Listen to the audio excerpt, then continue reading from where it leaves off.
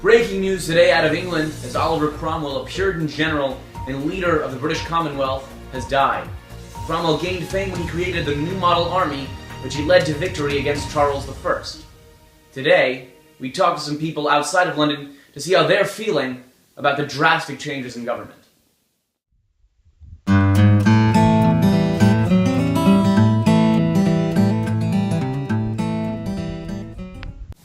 So, Farmer Tom, how do you feel about this change in government? I'm pretty happy we have a king again, because when we didn't have a king, there were armies just running through my land. I just think that's unacceptable. So I certainly hope that having a king again will get this country back in order, because I think Parliament will keep him under control. Just shocking. Well, that's all tonight, folks.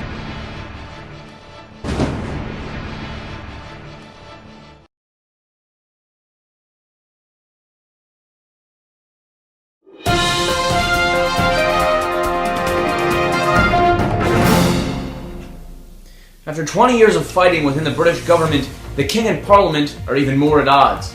After the Declaration of Indulgence 10 years ago was passed by Charles II, Parliament countered with the Test Act.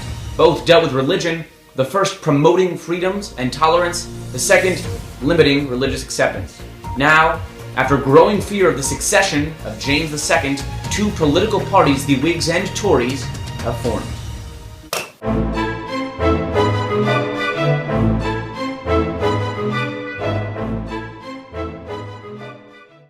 So, Mr. Whig, why have you Whigs joined together? We've always been Protestant. Well, for the recent history. For the recent history of England, we've always been Protestant. We've never had a Catholic ruler, and James is Catholic. It's not going to go well with our people, with our beliefs, with anything. Also, with our bill that we want to pass, we will keep James out, which will make England such a better place. What qualities do you look for in a leader of England, a king? Well, we want a strong Protestant leader who follows our beliefs and ideals, that wants our input and allows us to be with him. And we also would like a Puritan, a leader who can tolerate Puritan. Thoughts on Parliament? Parliament's doing good as long as they. Parliament doesn't do anything. Shut Parliament up! Parliament would do a great job if they allowed us to pass this bill to keep James out. We would all like him. No one likes James. I know because you're Protestant. You also don't like James. We'll keep my religion out of this. Whatever. Thank you. Well, that's what I think. If they do that, it would be great. All right. Interesting point of view. Now let's turn to Mr. Tory. Yes, Mr. Tory. Let's see what you have to say. So, why do you support the king? I support the king because I think that Charles II is doing a fantastic job. He's trying to moderate between extremist Puritans and extremist Catholics. That is what England Parliament is trying to rip him down, and that is ridiculous. Whatever. Those are very strong beliefs and very good points. Thank you. So, you support James coming to the throne? I wouldn't say I support James. Right. I would say that I support Charles II, and that I believe that if James indeed will come to the throne, I don't think that it would cause that much harm to England. If James II becomes the ruler, he will rule for a certain amount of years, and then his child, who is Protestant, and then we'll have a Protestant ruler. It all balances out in the end. It is nothing to worry about. See your group, the Tories, and what is your opinion on your rivals, the Whigs? I think the Tories are trying to support the king in a time where so many are attacking his point of view. So I consider our role essential. The Whigs, on the other hand, are causing a rebellion in a troubled nation to begin with. No one wants So what it. we need is peace and unity, not a crazy rebellion.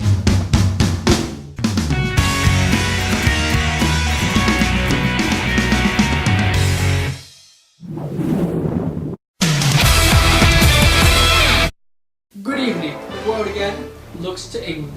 Official reports state that Charles II has died.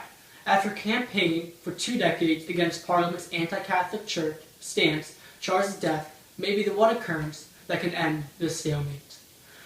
For with Charles' death comes the rise of his brother, James, an open Catholic, to the throne. Isabella, our consultant, has more.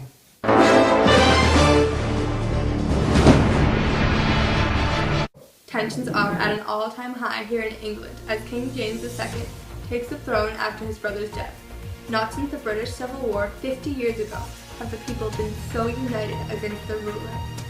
James II's first move as king has been to ignore the Test Act and grant Catholics expansive liberties.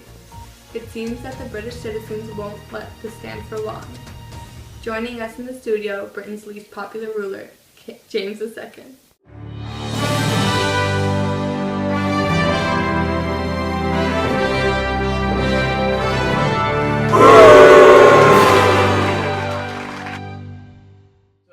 King James, pleasure to have you here in the studio.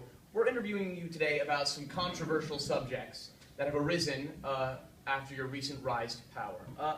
One of the first is your second act of indulgence, which has allowed Catholics to hold positions in government. Why is that all right with you?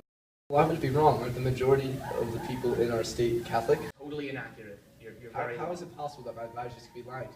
We're members of the Anglican Church here. We're Protestant. We're a Protestant nation. We're not Catholic. That you're accepting most of your money and help from the French, enemies of Great Britain? I shouldn't be saying this about my lawyer, but the answer is maybe.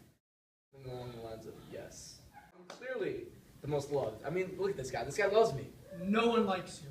Get out. Sir, no one likes you. He's Get out! Right now. He's yelling and booing at you. Oh, and now he's throwing things at you, sir.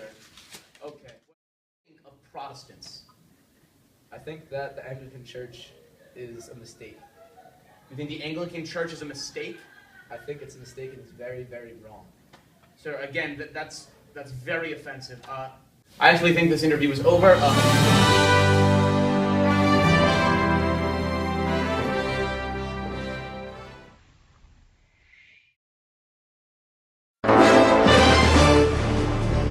Strange but not unexpected story from Britain this evening.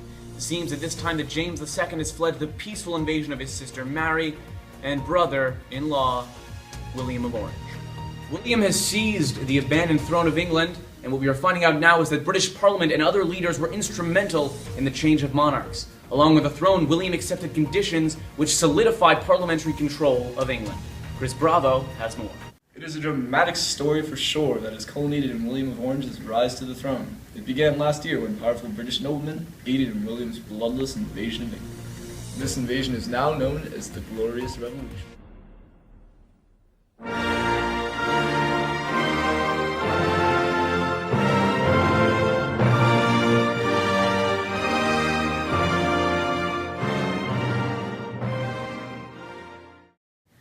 Good morning, England. Today in our studio, we have John Summers, a member of Parliament who helped write the Bill of Rights. What is the main point of your Bill of Rights?